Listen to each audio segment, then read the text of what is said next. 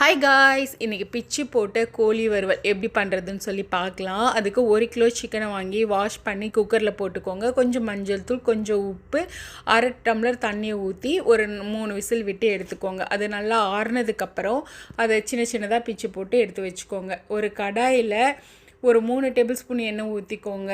3 பெரிய வெங்காயத்தை நீல வாக்கில் கட் பண்ணி அதை போட்டுக்கோங்க. 4 வரமிளகாய் கிள்ளி போட்டுக்கோங்க. 2 பச்சை மிளகாய், கொஞ்சம் கருவேப்பிலையை போட்டு வதக்கிக்கோங்க.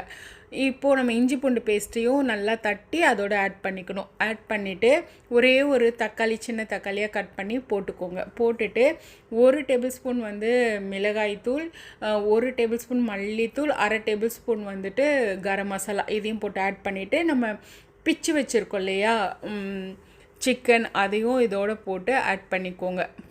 ஆட் பண்ணி அது நல்லா வதங்கினதுக்கப்புறம் மூடி போட்டு வேக வச்சுருங்க.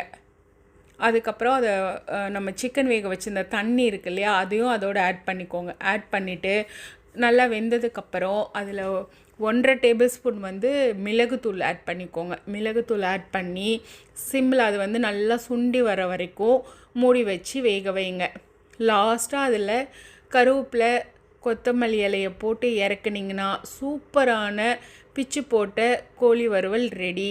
இது நீங்கள் ரசம் சாதம் வச்சு இதை வச்சு தொட்டு சாப்பிட்டிங்கன்னா செம்ம டேஸ்ட்டாக இருக்கும். நீங்கள் இது சப்பாத்திக்கு கூட சாப்பிட்லாம். ட்ரை பண்ணி பாருங்கள்.